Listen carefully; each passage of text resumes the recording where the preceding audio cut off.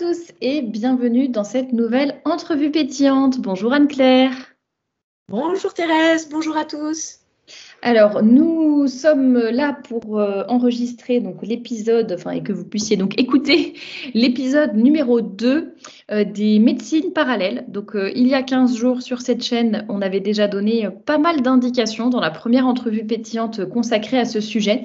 Comme on vous l'avait dit, ces entrevues sont complémentaires et c'est pas juste complémentaire, c'est vraiment la suite, c'est juste que c'était beaucoup trop long pour faire juste une seule entrevue. Donc vraiment, nous vous invitons, si vous n'avez pas écouté le chapitre 1, eh bien, nous vous invitons à mettre cette vidéo sur pause et aller écouter la première partie pour avoir vraiment tout bien d'un coup, dans le bon ordre, etc.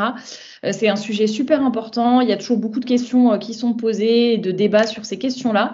Anne-Claire est spécialiste du sujet, comme on l'avait dit dans la première partie. Donc, elle est là pour nous éclairer, nous donner des clés de discernement. C'est très important.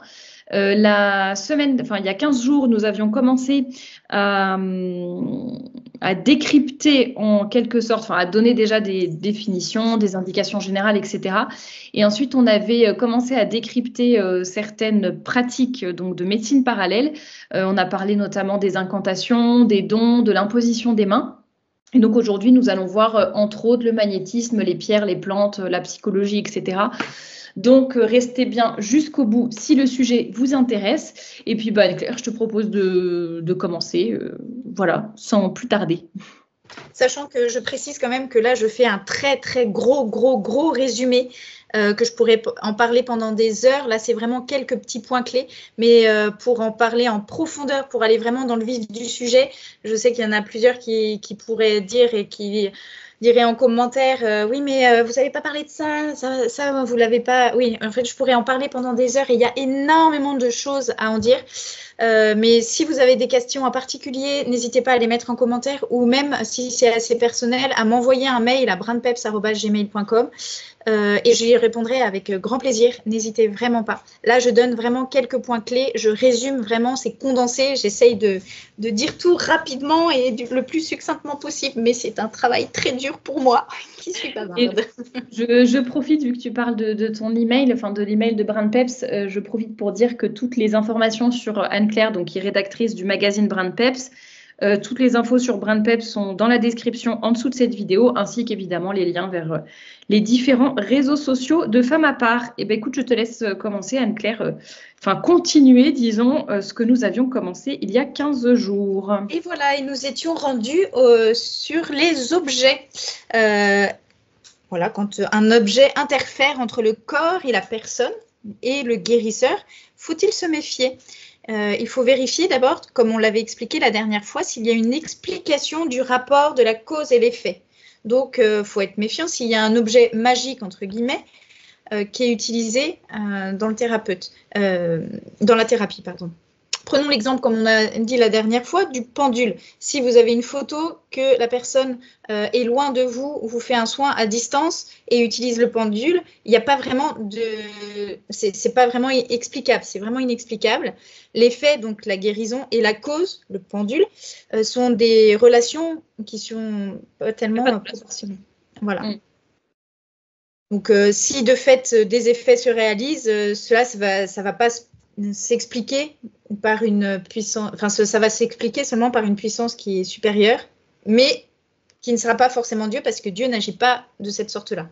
Il n'agit pas ainsi. Il y a 15 jours, dans la première partie, tu t'avais parlé des bracelets en cuivre, par exemple. Oui, mais le bracelet en cuivre, il touche la peau. D'accord. Le bracelet en cuivre, il touche la peau et ça touche. Là, je parle d'un pendule à distance au-dessus d'une photo. D'accord, ok, oui, c'est plus clair. On voit vraiment. Mais il faut faire attention au fétichisme, parce qu'on parle d'objets. On peut parler par exemple de nos médailles. Les médailles qu'on porte, c'est pareil. On les porte pas, elles ne nous protègent pas parce qu'on la porte, mais parce qu'on a l'intention derrière. Il y a la prière qu'on fait et la médaille qui nous rappelle qu'il faut prier. C'est pas parce qu'on la porte que c'est magique, que ça va nous protéger. Oui, c'est pareil pour toute prière. Oui, c'est un peu comme le scapulaire, pour ceux qui connaissent le scapulaire de Notre-Dame du Mont-Carmel. Bon, il y a une des promesses qui est rattachée au port du scapulaire au port quotidien du scapulaire, c'est le fait que le samedi qui suivra votre mort, la Sainte Vierge viendra vous chercher pour vous emmener au ciel, etc. L'Église a toujours justement précisé que c'était pas une formule magique. Alors c'est bon, je porte le scapulaire, je peux faire n'importe quoi qu'il arrive, le samedi après ma mort, voilà, j'irai au paradis avec la Sainte Vierge. Au-delà de ça, c'est la vie que l'on va mener, les prières que l'on va faire, la foi qu'on aura, etc., etc. C'est pas une formule magique justement, ou un objet, comme tu dis, pas un totem, mais je sais plus comment on dit, mais bref, un objet fétiche. Voilà, c'est ça. Il faut faire attention au fétichisme, mais voilà, même pour tous les objets religieux, quoi. Par rapport au magnétisme maintenant, qu'en dit l'Église? Eh bien, elle ne s'est pas encore prononcée là-dessus parce qu'il n'y a pas d'explication vraiment naturelle et le rapport cause et effet semble un peu disproportionné. Ça n'a pas été prouvé scientifiquement, donc méfiance. Ça, on sait par contre que le corps rayonne et il émet de la chaleur, qu'il y a de l'énergie, ça on le sait. Et que certaines personnes ont une sensibilité qui fait qu'on ressent une sensibilité assez fine qui permettent de ressentir des sources, des nœuds à tel endroit du corps. Voilà. Ça, on le sait. Mais ce n'est pas suffisamment étudié pour comprendre pleinement la chose, comment ça fonctionne, etc. Donc, l'Église dit juste prudence. Elle n'est pas contre, mais elle dit prudence quand il y a du magnétisme. Tant qu'on ne connaît pas derrière ce qu'il y a, est-ce que c'est par rapport au surnaturel ou est-ce que c'est vraiment naturel? Tant que la science ne l'a pas prouvé, l'Église dit méfiance. Donc, toutes les thérapies qui l'utilisent, voilà, à vous de voir, mais méfiance, prudence. Et on va parler des pierres naturelles, d'ailleurs, certaines qui ont fait leurs preuves, et des plantes.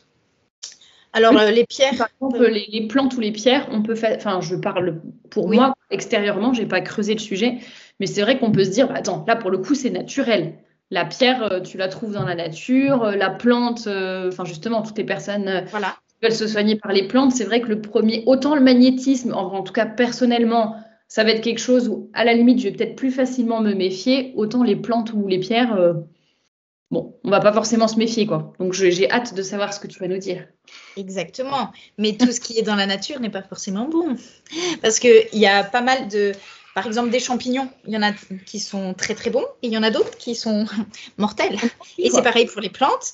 Et voilà, tout ce qui est dans la nature n'est pas forcément bon. Le bon Dieu nous a donné une nature merveilleuse qu'il faut utiliser à bon escient. Mais tout n'est pas forcément bon.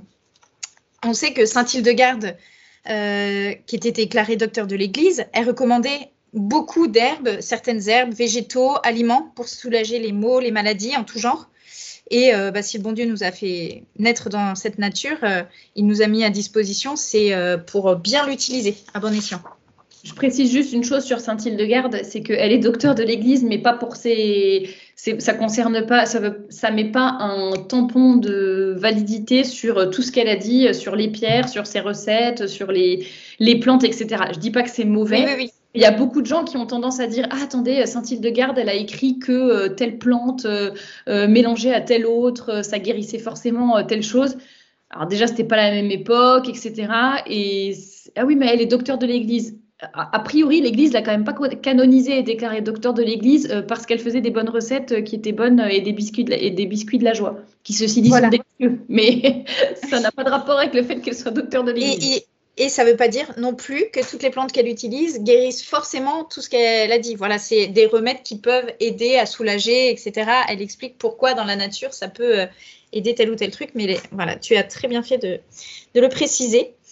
Et par rapport aux pierres, ça peut avoir du bon, hein, il y a des très bonnes pierres. Après, il faut savoir que tout ce qui est autour de la pierre, il y a des personnes qui vont donner des pierres, mais vont faire des incantations et ça peut aller dans l'objet. Tout ce qui est intervention d'objet est compliqué. On peut avoir une infestation dans une maison juste parce qu'il y avait quelqu'un qui a donné une pierre, mais qui a fait une incantation dessus et ça intervient dans la maison. Il y a eu plusieurs exemples comme ça. D'ailleurs, je vous recommande d'écouter les conférences du père Jean-Christophe Thibault. Ça dure à peu près 1h30, 2 heures. Mais il donne plein d'exemples de ce style. Il a fait des études sur les médecines alternatives et si vous voulez approfondir le sujet, au moins vous pouvez aller l'écouter. Vous aurez beaucoup plus d'exemples. Et je voulais juste préciser quelque chose sur les pierres, mais une fois de plus, tu me corriges si je me trompe. Je pense que ça rejoint quelque chose que tu avais dit dans le premier podcast sur la relation entre la cause et les effets, et aussi sur la distance ou pas, enfin, est-ce que c'est rationnel? Je repense à l'exemple que j'avais donné sur le collier ou les bracelets en ambre que l'on donne parfois aux enfants. Je me dis, bah, là, tu as une pierre qui est vraiment au contact de ta peau et qui potentiellement peut t'apaiser. Enfin, en fait, ça doit certainement avoir un impact, je sais pas, sur le système nerveux ou sur autre chose. Bon, moi, à la limite, ça me paraît logique, en tout cas. Je dis pas que ça marche forcément, mais en tout cas, je pense que on peut trouver une explication rationnelle. Alors qu'il y a beaucoup de gens je crois que ça s'appelle la lithothérapie, non, quand c'est pour les pierres. Oui. Qui font de la lithothérapie et ça devient du grand n'importe quoi, du style porte ce bracelet et tu attireras la fortune dans ta vie, tu trouveras le grand amour, machin. Bon, après, j'imagine que celles qui nous écoutent, les personnes qui nous écoutent sont pas bêtes, mais ça vaut le coup de le rappeler. Peut-être que si vous allez sur un site ou consulter un praticien qui vous propose, bon, à la fois des choses qui ont l'air tout à fait banales et en même temps qui va un petit peu justement sur ce genre de propositions un peu loufoques comme quoi porte ce bracelet et puis d'ici 5 ans tu seras millionnaire. Bon, voilà, faut peut-être se méfier un peu, quoi. Alors, ça peut être juste un charlatan et dans ces cas-là, tant mieux pour vous, vous avez juste perdu de l'argent. Mais ça peut être aussi quelqu'un qui utilise les pierres pour justement faire des formules et après vous les portez et vous avez un bien tout de suite et après vous avez un grand mal plus tard. Donc, ça peut être aussi ça. Donc, les pierres, après, si on vous dit telle pierre, c'est la seule qui soulage votre mot et elle est exceptionnelle et elle soulage toutes les maladies, là aussi, c'est qu'il y a un problème. Les pierres ne peuvent pas tout guérir, tout soulager, quoi. Ça dépend ce qu'on y met derrière toujours. Donc, si vous trouvez une pierre par terre qui a des bienfaits et que personne n'y a touché, oui, tout à fait, on la met sur soi, ça peut potentiellement soulager le corps, quoi. Et c'est comme tu dis, c'est donc la cause, enfin la relation entre la cause et l'effet. C'est aussi la proportion, je pense, c'est-à-dire, comme tu dis, un caillou ramassé qui d'un coup te guérit tous les cancers du monde en 2 secondes. Bon, voilà. Enfin, il y a la proportion, quoi. Je pense aussi qui est peut-être intéressante, ou le fait, comme tu disais dans la première partie aussi, que ce soit systématique. Voilà. C'est ça. Et pour tout ce qui est phytothérapie, les plantes, etc., il y a pas mal de naturopathes qui vous expliqueront. C'est pas tant dans le contact du corps, c'est aussi de donner des conseils alimentaires, de phytothérapie pour les plantes, d'équilibre général. Donc, c'est la plupart beaucoup de médecine non conventionnelle passe par là et c'est ce qui est plus juste pour s'équilibrer en soi. C'est tout à fait naturel. Alors, je dis pas que tous les naturopathes utilisent ça et tous les naturopathes sont bons. Je dis pas la naturopathie est top. Il faudra refaire le questionnement de tous les points dont j'ai parlé pour savoir si tel ou tel naturopathe est bon. Je dis pas que le naturopathe ou la naturopathie n'est pas bonne non plus. Voilà, je précise à chaque fois, pour chaque thérapie, ce sera la même chose. C'est pas bon ou pas bon, c'est pas moral ou immoral, c'est en fonction de tous les points que j'ai dit. Si tous les points, vous avez un feu vert, c'est que c'est bon. Exactement. Est-ce qu'il y avait autre chose que tu voulais ajouter sur les plantes, peut-être juste par rapport on en a discuté juste avant toutes les deux, par rapport à l'homéopathie, on ne va pas en parler parce que c'est un sujet beaucoup, beaucoup trop complexe en fait. Et voilà, c'est ça. En fait, ça pourrait faire l'objet carrément d'une autre, c'est pas d'une autre entrevue, d'une autre conférence. De 5 heures. Voilà. Donc, on n'en parlera pas aujourd'hui, mais vous pourrez trouver, si ça vous intéresse, vous pouvez aller sur le canal Telegram de Femme à part.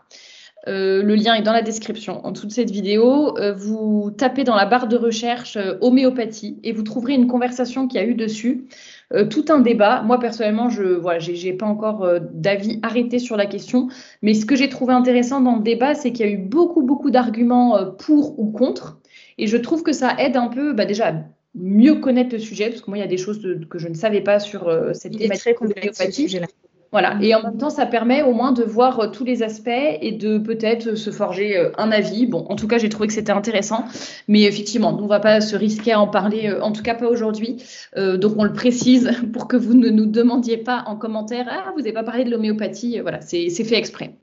Et il me semble d'ailleurs que le père Jean-Christophe Thibault en parle assez bien. Il donne pas de réponse arrêtée non plus, mais il explique un petit peu le fonctionnement, l'origine, etc. Et puis voilà, après. Peut-être que tu pourrais m'envoyer le lien. C'était quoi? Oui. C'était une conférence? Tu m'envoies le lien et je le mettrai en dessous en barre d'infos, juste en dessous de cette vidéo. Très bien, oui. Et c'est comme que ça soit l'homéopathie ou toutes les autres thérapies, c'est pas parce que ça fonctionne que c'est forcément bon. Voilà, ça c'est important de le savoir. Oui, ça faut préciser. Voilà. Et on va préciser le dernier point, c'est la psychologie. Alors, on sait bien que l'intelligence a toujours besoin d'une cause et la psychologie est très importante et joue un grand rôle, que ce soit pour la médecine traditionnelle ou pas, ou parallèle. Ça, c'est... Alors, soit vous tombez sur un charlatan qui est très fin psychologue et qui arrive à vous rassurer et on sait que même à l'hôpital, quand un patient a très, très, très, très mal, si on l'écoute, sa douleur diminue de moitié. Et ça, c'est réel. Donc, si vous tombez sur quelqu'un qui est très fin psychologue, il va pouvoir vous aider là-dessus. Au pire, vous perdez juste de l'argent, ce n'est pas grave. Mais c'est juste un peu dommage. Mais c'est quelque chose qui est important de prendre en compte la psychologie. Mais on va voir un petit peu au niveau du relationnel. C'est un soin à part entière. Voilà. Donc, quand nous avons confiance en un traitement médical, il sera plus efficace. Donc, et pareillement, quand on est écouté, voilà, on se sent réconforté. Oui, c'est ça. Ça a été prouvé, donc, scientifiquement d'ailleurs, qu'on a moins de douleur dans ces cas-là. Et on avait parlé dans une entrevue pétillante sur l'hypnose, du principe de l'hypnose médicale, et ça joue aussi là-dessus. Donc l'hypnose a été naturellement prouvée, mais voilà, faudra aussi dans l'hypnose, pour chercher un hypnopraticien, même si c'est scientifiquement prouvé, je le rappelle, il faut faire très attention sur tous les autres points pour pas avoir de déviance. N'hésitez pas à vous référer à l'entrevue pétillante qu'on avait faite sur ce sujet de l'hypnose. Je pense que c'était au mois de... c'était début mai, je pense. C'est ça, oui. Donc, ou fin avril. En tout cas, n'hésitez pas à vous y référer si le sujet vous intéresse. Voilà. Donc, en gros, il faut quand même se méfier donc, des charlatans ou les personnes qui sont connues pour être des voyants, des mages, des gourous. C'est souvent des personnes qui sont douées d'une fine approche psychologique ou alors qui ont une sensibilité, mais ils en jouent un petit peu, ou alors ils approfondissent un petit peu trop leur sensibilité, comme j'en parlais dans le premier podcast sur le sujet. Et tout ce qui est boule de cristal, qui lit dans les pensées ou qui prévoit l'avenir, normalement, on ne peut pas prévoir l'avenir. Le bon Dieu n'agit pas de la sorte. Et dans tous les cas, le démon ne sait pas l'avenir. Si vous demandez le loto, normalement, vous n'allez pas gagner. Là-dessus, il ne sait pas. Donc, ça ne marche pas. Dommage, mais on peut pas gagner au loto. Tu parlais de charlatans, etc. Enfin, se méfier des charlatans, je pense que c'est pas écrit sur leur figure que ce sont des charlatans. Au contraire, oui, non. Ils sont pas non plus tous en train de marcher pieds nus avec un drôle d'accoutrement, des têtes un peu bizarres, des coiffures un peu étranges. Enfin voilà, ça peut être des gens qui présentent très bien, des gens normaux entre guillemets, enfin qui n'ont pas du tout une apparence de gourou ou je ne sais quoi. Parce que c'est vrai que parfois il y en a qui ont un peu des têtes de hippies et tout. Bon, à la limite on va peut-être plus se méfier. Mais voilà, donc repensez à ce qu'on a dit dans le premier podcast, les questions à poser, etc., sur les diplômes, sur comment la séance se passe exactement, etc., etc. C'est pas juste bonjour, êtes-vous un charlatan ou alors ah bah tiens, il a une bonne tête, donc c'est bon. Oui, c'est ça. Et comment on peut se protéger alors des médecines qui sont potentiellement dangereuses? Alors d'abord, quand on est chrétien, se soigner fait partie de son devoir d'État. Donc, c'est important de vouloir se soigner, mais pas de n'importe quelle manière. Donc, on ne peut pas abandonner nos convictions pour trouver la santé, par exemple. Donc, il faut fuir tout ce qui est douteux, donc faire preuve de prudence. Et ça fait partie de la vie chrétienne que d'accepter aussi des peines qu'on pourrait éviter. Sachant que s'il y a un sorcier ou quelqu'un, voilà, normalement, il ne peut rien contre un bon chrétien qui prie. Donc, c'est assez rassurant aussi de se dire ça. Et qui vit des sacrements. Donc, la confession, communion, la messe, C'est la meilleure des exorcismes d'ailleurs, la messe. Il ne peut pas agir partout, le démon. Il n'est pas tout puissant, donc ça c'est bien de se rassurer là-dessus. Mais ça ne veut pas dire qu'il faut tenter le diable entre guillemets et dire bon bah c'est bon, je suis bon chrétien, je vais à la messe, donc je peux aller à telle thérapie qui peut-être est un peu douteuse. Il y a peut-être des prières, mais bon, on ne sait jamais. C'est pas grave puisque je suis bon chrétien. Ça c'est tenter le diable. Si vous avez un doute, si vous savez qu'il y a quelque chose potentiellement mauvais, si vous allez avec cette réelle intention, le démon il peut agir quand même. Enfin, il est assez malin. Mais voilà, le but de tout chrétien, c'est de vivre très, très chrétiennement et de se rapprocher le plus du bon Dieu. Et si la thérapie vous permet justement d'avoir une âme qui s'élève vers Dieu, bon, c'est déjà bon, quoi. Et n'hésitez pas aussi à solliciter l'aide de votre ange gardien. Oui, aussi, oui. Pour vous protéger ou pour être éclairé, etc. Je pourrais faire une conclusion avec tous ces points réunis. Et puis après, si tu veux, Thérèse, on pourra faire des micro-cas concrets pour savoir si oui ou non cette thérapie est bonne, pourquoi, comment, etc. Exactement. Donc pour conclure, en soi, par rapport au point de vue de l'Église morale, l'Église en soi, elle n'est pas contre les médecines parallèles. Au contraire, ça fait partie du devoir d'État de se soigner par n'importe quel moyen, tant qu'il est bon, ce moyen. Et mettre en garde quand il y a des dangers de vaine observance. Donc, à savoir, quand il y a insuffisance de la cause pour produire l'effet. Donc, absence, en gros, d'explication naturelle. Donc, ça peut être le cas quand il y a des incantations, des prières, parce que certaines prières sont aussi catholiques, et puis à la fin de la prière, c'est le cas, je crois, pour les coupeurs de feu, ils disent par l'intervention du cœur de Judas ou quelque chose comme ça. Donc tout est beau au début. Il y a une petite phrase qui fait que c'est pas forcément bon. Donc que ça soit une prière avant, pendant la séance, voilà. S'il y a des dons transmissibles, ou l'imposition des mains sans qu'il s'agisse du magnétisme animal, donc naturel, ou l'utilisation d'objets qui sont considérés comme magiques, qui interféraient entre le corps et la personne et le guérisseur. Voilà pour ça. Également, quand il y a méthode secrète, donc on ne veut pas dire ce qu'on fait, tout est mystérieux. Si c'est fait en cachette, voilà, c'est pas forcément bon. Si l'État a donné son autorisation, ça peut être un bon signe parce que l'État est contre les sectes. On n'a pas parlé des sectes aussi, mais comme l'État est contre les sectes, il ne va pas faire en sorte que les méthodes dites secrètes, douteuses, soient acceptées. Donc, si c'est des méthodes qui ne sont pas acceptées par l'État, s'il n'y a pas de diplôme également, si c'est la personne qui a appris d'elle-même, toute seule ou don reçu, etc. Mais si vous avez quelqu'un qui a fait une formation, déjà, c'est un meilleur signe. S'il y a un listing sur Internet des thérapeutes avec leur nom, comme quoi ils ont fait la formation, déjà, c'est beaucoup plus intéressant. Et faut se méfier aussi quand il y a guérison systématique. Parce que normalement, un miracle, c'est pas systématique. Et quand on se soigne, c'est le bon Dieu qui décide si on guérit ou pas, etc. Donc, il ne faut pas jouer avec le démon. Voilà. Si on a un doute sur la technique utilisée, il faut mieux pas tester. Ou alors se renseigner vraiment en profondeur. Voilà, en gros. Nickel. Au moins, ça a bien récapitulé. Merci beaucoup, Anne-Claire. Au moins, on a de nouveau tous les critères justement de discernement. Donc, n'hésitez pas vraiment à écouter la première partie également du podcast pour avoir vraiment toutes les informations.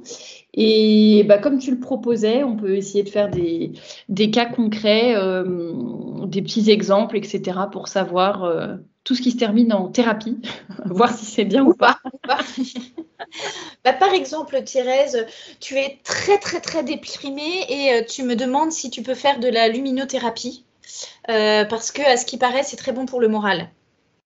Alors, les questions à se poser, qu'est-ce que la luminothérapie? C'est utiliser la lumière pour aider à se sentir mieux. Alors, en soi... Tu aimes ma lumière. Donc, c'est bon, tu vas beaucoup mieux. C'est beau. En soi, ça pourrait être naturellement plausible, étant donné que quand il y a la lumière du soleil, on reçoit de la vitamine D qui est très bon pour notre corps et qui nous permet d'assimiler au niveau hormonal également et avoir un bien-être quasi immédiat. Donc la luminothérapie peut être une bonne chose, à condition bien évidemment que la personne qui pratique, encore une fois, n'utilise pas d'imposition particulière des mains. Normalement, c'est de la lumière, donc il n'y a pas besoin. Qui n'utilise pas d'incantation et tous les points dont on a parlé. Autrement, Thérèse, tu as des petits problèmes dans ta vie, etc. Et tu te dis, tiens, si j'allais faire du Reiki. Le gros problème, c'est Anne-Claire. Qu'est-ce que je fais? Je vais faire du Reiki, ça va enlever mes nerfs. Ouais. Qu'en penser? Alors déjà, qu'est-ce que le Reiki? Si on cherche la définition, c'est un soin énergétique qui permet de remettre en contact l'énergie universelle avec notre force vitale intérieure pour réveiller nos mécanismes d'auto-guérison. Comment dire? Déjà, ça utilise l'énergie où c'est pas très concret, c'est pas voilà. Ça parle de force vitale intérieure. Enfin, c'est des termes qui sont un peu En fait, c'est un peu fourre-tout. Voilà, un peu flou. Voilà. Et sachant que le fruit en général de ça, c'est enfin, de ce que j'ai entendu de nombreuses fois, c'est jamais très très positif. Les personnes après rencontrent dans leur vie plein de problèmes, ils ont des soucis, que ça soit familial, un divorce, enfin des choses qui étaient pas comme ça avant, et après avoir fait du Reiki, ils se sentent pas très très bien. Donc c'est qu'il y a eu forcément une intervention qui n'est pas naturelle. D'ailleurs, tout ce qui est énergie, etc., c'est pas naturel, c'est préternaturel. Donc, moi, je dirais méfiance plus, voire plus si affinité. Voilà. Le Reiki, je pense vraiment que c'est à bannir. Après, ça peut être, il y a plein d'autres thérapies. Il y a l'olfactothérapie, la zoothérapie qui utilise les animaux, la cryothérapie par le froid. L'entrepétillantothérapie. Les gens voilà. Qui écoutent Anne-Claire et Thérèse pour se rebooster. Et bien ça rejoint aussi la gélothérapie. Et qui est aussi appelée la rirothérapie. C'est se soigner par le rire. Ben voilà. Donc c'est l'entrevue pétillant thérapie, ça va avec. Nous sommes là. Il y a l'auriculothérapie qui permet de voir à l'intérieur de l'oreille tout le reste du corps. Ça rejoint un petit peu tout ce qui est acupuncture, etc. Et ça, physiquement, ça peut se comprendre. Enfin voilà, il y en a des tonnes et des tonnes et des tonnes, et il y en a qui sont très farfelus. Et à chaque fois, il faut vraiment voir le lien entre la cause et l'effet. Et si vous avez la moindre question, vraiment, n'hésitez pas à m'envoyer un mail ou à poser des questions en commentaire. Si je ne peux pas y répondre en commentaire parce que c'est trop complexe, j'essaierai d'y répondre par mail volontiers. Là, j'ai vraiment résumé et abrégé. Je ne peux vraiment pas tout dire, mais n'hésitez pas à me poser des questions. Et d'ailleurs, j'allais dire, en cette matière, peut-être que ce qu'on devrait rappeler aussi, c'est que c'est un sujet sérieux et qu'en fait, enfin, sans entrer dans la paranoïa ni quoi que ce soit, mais en tout cas, je pense que la première chose, c'est quand même la méfiance. C'est-à-dire, on n'y va pas les yeux fermés, on n'y va pas juste comme ça en se disant « Oh, on verra bien, je réfléchirai par la suite ». Je pense que dans tout ce qui concerne ces choses-là, quitte à ce qu'après, on se rende compte, après s'être renseigné, etc., qu'en fait, il n'y a aucun problème, qu'on peut y aller, que c'est sans danger, que c'est moral, etc. Mais je pense que c'est quand même un sujet assez délicat et qu'on peut tellement, et comme tu l'as dit, on peut tellement tomber sur des charlatans aussi. C'est pas tellement que c'est un truc mauvais en soi, mais c'est qu'il y a tellement de gens dans toutes ces médecines parallèles, il y a tellement d'abus, tellement de dérives, etc., que je pense qu'en tout cas, la position la plus saine peut-être à adopter, je pense que c'est quand même la méfiance. Voilà, juste, je dis pas on s'en détourne, c'est le démon, on n'y pense pas, on ne le fait jamais, mais en tout cas, première réaction de la méfiance. Puis après, voilà, on étudie, on se renseigne, etc. Mais en tout cas, c'est pas un sujet à prendre à la légère, je pense. Et c'est pas parce qu'on est de très bonne volonté que la personne est de très très très bonne volonté, qu'elle le fait réellement parce que elle veut le bien de l'autre personne, que c'est forcément bon non plus, parce qu'elle peut ne pas en prendre conscience. Et c'est ça aussi qui faut... Tu l'avais dit dans le premier épisode, mais c'est pas parce qu'une personne est catholique que ça veut dire que ce qu'elle fait est forcément bien, ou que voilà, peut-être que la personne n'est pas au courant, peut-être que... Et voilà, tout à fait. Ça ne veut pas dire que la personne est forcément mauvaise. Et ça ne veut pas dire que la personne est mauvaise. Et il ne faut pas lui jeter la pierre, parce que ce n'est pas forcément elle, c'est la pratique qu'on condamne, ce n'est pas la personne. C'est ça qu'il faut savoir aussi. Parce que ça se trouve. Jeter des pierres. Ah non, c'est pas ça. Excusez-moi. Exactement. C'est pas mal ça. Je me fatigue avec mes blagues. Bon, allez. Est-ce que tu avais autre chose à ajouter, ou est-ce qu'on conclut, ici, et puis de toute façon, on laisse la porte ouverte, entre guillemets, pour que les gens... Pas aux démons, mais aux questions. Oui, voilà, la porte ouverte aux questions, pour celles qui en ont. Et puis, n'hésitez pas, en commentaire, ou même par mail, ou n'hésitez pas à contacter Anne-Claire directement aussi. Et puis, tous les liens de BrainPeps, etc. sont dans la description.